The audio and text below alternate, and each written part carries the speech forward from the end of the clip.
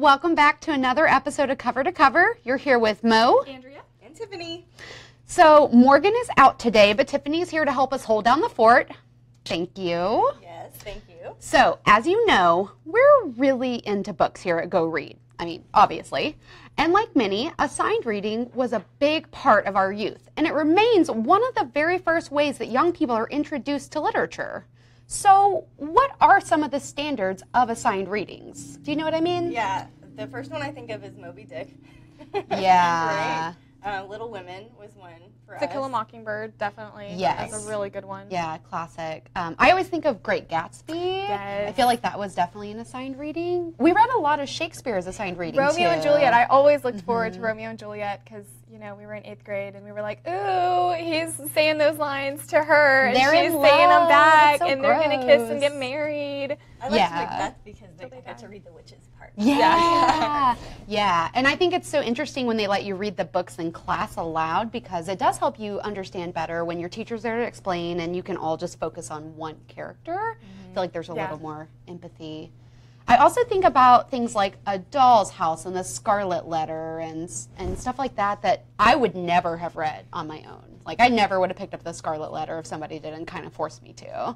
I thought Animal Farm was an interesting one. Yeah. That's definitely a must read, but it wasn't, I don't think that's something I probably would have picked up either. I feel that way about 1984 and Brave New World as well, because they're all kind of this post-modern apocalyptic sort of situation that was kind of intense for young people to read, and like I didn't fully understand those things when they were assigned to me. But some of the assigned readings became my favorites, like The Outsiders and The Giver. Loved those books. Wuthering Heights was assigned to us, and Emma, you guys were talking about it the last show. Bridge to Terabithia was one of my favorites. Yes, that's so sad. sweet. I really don't like sad books, but I love that book. Like, Yeah, it was a good one. It was. A little escapism. So what are maybe some books you guys would recommend be assigned reading? Like if you got the chance to tell a young person, like, you have to read this book, it'll change your life. Do you have anything? Well, I would say maybe young adult. So one of mine is Love Medicine. It's by Louise Erdrich. She's one of my favorite authors of all times. She's a Native American woman writer. So in a sea of all of these white guys with the standards, I love her, you know, standing out as a Native American woman writer. Love Medicine, it has a whole bunch of different people. It's a huge family. It spans hundreds of years, and it's just really an intricate plot. And it's one of those that if you read by yourself, I don't think I would have caught as much as if I had read with, you know, a class. Yeah. I think I would take a different approach if I were a teacher. You know, in elementary school, you have books everywhere, and we're encouraging you to read whatever you want, and we're really promoting reading. But then when you get into middle school and high school, you never see books anywhere, and then we're like, boom, you have to read this, you're assigned to do it, and, you know, and that's kind of an off-putting approach, I think. So if I were a teacher, I'd probably say, hey, like, go pick out your favorite book, and I want you to talk about it for 5 minutes in front of the class, and then you guys have to choose someone else's book that was their favorite, you know, to encourage reading what you want to read and what, you know, your friends are reading. That. I feel like that's so great. And like you said, a lot of kids are like, oh, I'm forced to read this, so maybe they don't even do it. And then that's how I know about Cliff Notes, because I was definitely that person occasionally. Yeah. So that's a really great approach. I think the one book I would recommend also for young adults and for everyone who is listening right now is The Four Agreements by Don Miguel Ruiz. And it's just a really beautiful, really short book. You've read it, haven't you, Tiffany? Yes, I love it. And the workbook. Yeah, and Easy to so remember. it's basically just like these 4 simple rules to live your life by to make you a better person, and it's really beautiful, and I would totally recommend that. But I really like what you said about how all these people, like almost all of these are white authors, and so I also think it's important to assign readings that get people out of the mainstream culture, and I personally believe that we should be learning literature from all walks of life. You should be reading African American authors, you should be reading foreign authors, you should be reading from authors in the LGBTQ community. And right now, in honor of the Stonewall riots that happened in 1969, the U.S. has deemed June Pride Month, so this is a great time to honor and suggest authors from the LGBTQ community. So here is who you should go read right now. Oscar Wilde, Edward Albee, Lord Byron, Truman Capote, Emily Dickinson, John Donne, T.S. Eliot, Langston Hughes, Jack Kerouac, John Milton, Plato, Plutarch, Maurice Sendak, Alice Walker, Walt Whitman, Thornton Wilder, Tennessee Williams, and my girl, Virginia Woolf. So maybe, That's a list. yeah, maybe you guys didn't know all of those authors were in the LGBTQ community, but there's a lot of great authors to choose from, and you should really celebrate that. On your June list, your book reading list. That's great. Yeah. Yeah, and those are all great authors in the LGBT community. But my favorite for sure is David Sedaris. He was so awesome.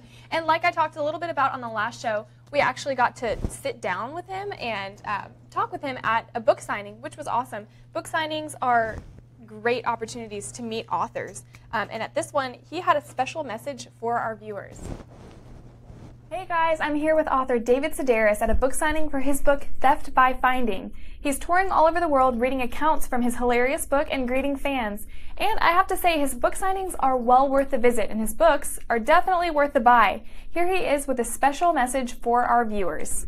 Look, this is David Sedaris, and my book is number 3 on the New York Times bestseller list, and I need it to be number 1. And that's not to put down Neil deGrasse Tyson and Al Franken. They're both lovely, wonderful men, but I need to be number 1, so I'd appreciate it if you would buy my book and just wait. And buy their books too, but buy them like 6 months from now. Don't buy them now. I would appreciate that. If it's the least you could do for me. You heard it here, folks. Be sure to grab his book, Theft by Finding, and let's get him to number 1 on the New York Times bestseller list today.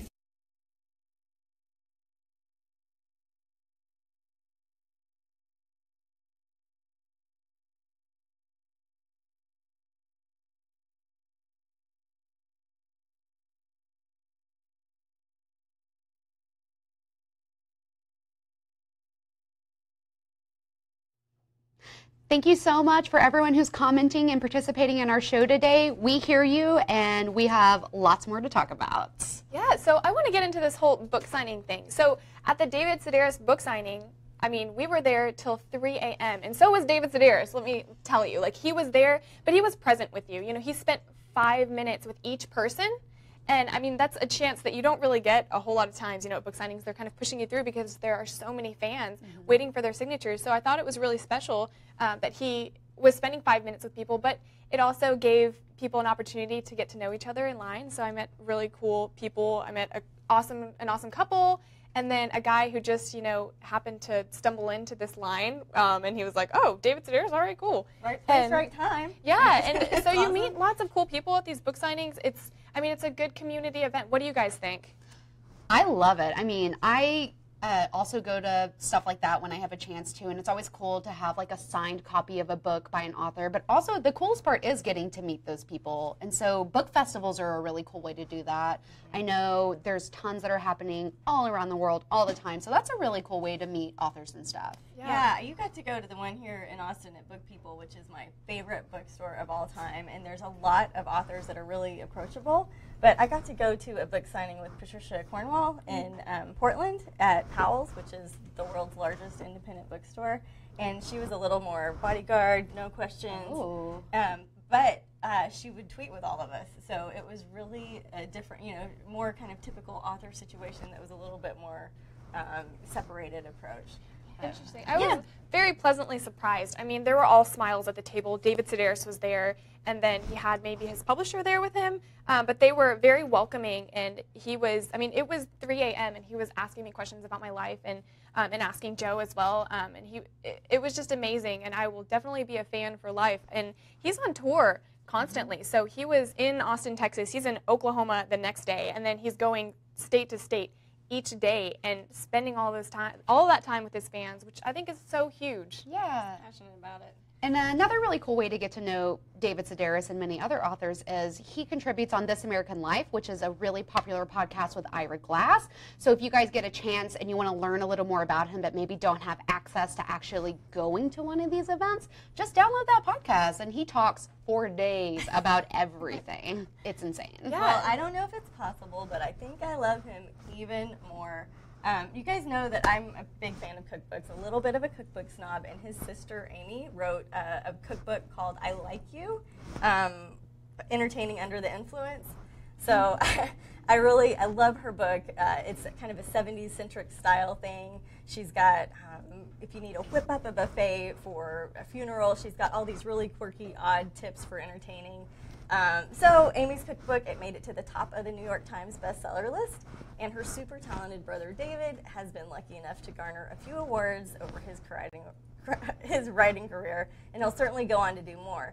But what does that really mean? There are all these book awards out there. What does it mean? Did they matter? Yeah, so great question. The main international book awards that we hear most about are the Nobel Prize in Literature and the Pulitzer Prize, Costa Book Awards, the Neustadt International Prize for Literature, which is awarded to one author based on their entire body of work, the Hugo Award, awarded to science fiction and fantasy authors, Guardian First Book Award for new writers in fiction and nonfiction, National Book Foundation, Bailey's Women's Prize for Fiction for female authors of full-length novels, Newbery, and Caldecott Medal. So do any of these ring a bell for y'all? That is like so many awards. Yeah. And I feel like I've heard of almost all of them, but I couldn't tell you who's won like any of those things. But I think it's really interesting because I do think it matters. I think it matters most to the authors because oftentimes they get money for winning those awards, and they get future book deals, and they get views. They get all this publicity, which helps people understand that they have these works that are available. So I think they're really important. You know, I grew up reading here in Texas, and so we have an award. It's the Bluebonnet list, the Bluebonnet Awards. Oh, And cool. so, yeah, it was cool because it was like a built-in reading list, you know, growing up. And so that's another way. You look for the little Caldecott or the Newbery emblem, and you know that it's going to be a good book, or that you're going to have somebody else that's read it, something in common with. So. Yeah, I definitely looked out for the Newbery Awards when I was young. Yeah, I remember going to Scholastic Book Fair and stuff like that when like Yes. 20 years ago when I was like super tiny, and always looking for those little gold stickers on the Right. front of Yeah. the book. That's how you Yeah, knew. for sure. So that's an interesting thing to look at. But it's really interesting that some books don't seem to get the awards or recognition that they deserve. So today we have created just some awards that we thought would be interesting to give out. So today I would like to award the book Eat, Pray, Love with the Rich White Lady Problems Award. And I would also like to award The Lord of the Rings with the Morgan Talks About This Book Way Too Much Award. And lastly, I would like to award this blank sheet of paper that will one day be a future J.K. Rowling novel with the Shut Up and Take My Money Award. Ooh. Yeah, and I would like to award The Shining the You'll Never Sleep Again award. War and Peace with the How Did Your Hand Not Fall Off, Leo? And A Walk to Remember for the I Bet I Can Make You Cry award. All right, and I give 50 Shades of Grey the Bad Writing That Made It Big award. I give Twilight Shade the books, thrown. right? Twilight, I give the books for kids that adults read award.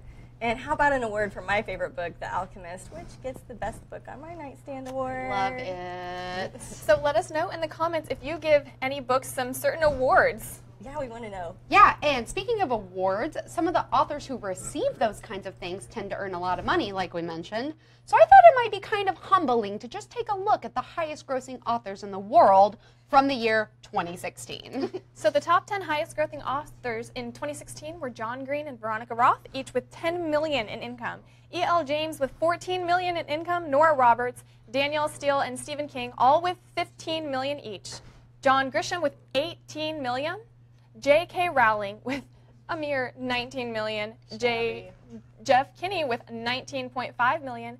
And coming in at number 1 in 2016 was James Patterson with $95 million. That is crazy. Yeah, mind That is blown. crazy.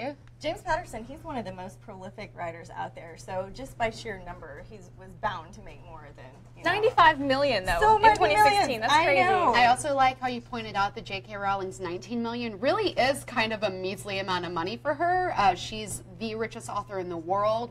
She has billions of dollars. She is a billionaire. But she just didn't have any new books that came out last year, so she's just making those like Peasley sales on her other books. All right, that's crazy. Well, we're going to take a quick break, guys, and when we get back, we're going to talk about robots and how they're trying to put these authors out of a job by 2060. We'll be right back.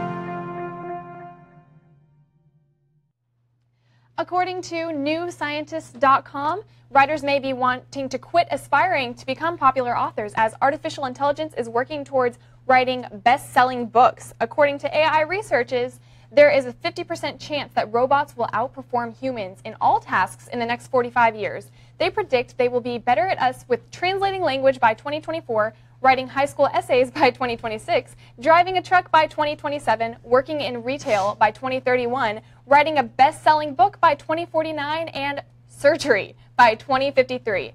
This is just crazy. Science is so a different realm and just so ahead of its time that it's really hard for me to wrap my mind around these dates that they're throwing out because they are very close in the future. I'm not driving with a robot. You think there's a robot that sits in your car and you guys like chat on your way to work? That's how that works. That's how it goes. But the high school essays, man, I wish I had that. I know, that's actually a pretty solid invention. Yeah. Well, sorry. It's all right. Yeah, no, it's crazy though when it comes to artists though, because I mean you pour your heart and soul into your art, right? And I mean obviously artificial intelligence doesn't have heart or soul, so it's crazy. But they have you guys heard about them like remaking paintings? So they've remade a Rembrandt based on his plays with like shadow and light and the way that his paintbrush strokes work and the way that he does eyes and his strong bold colors. So they have like recreated a Rembrandt in today's world, and then they 3D printed it, and it looks just like all of his other pieces. I mean, that's insane. It's so, the computer has the ability to soak up so much information in just a matter of seconds. It takes no time for it to learn that kind of stuff.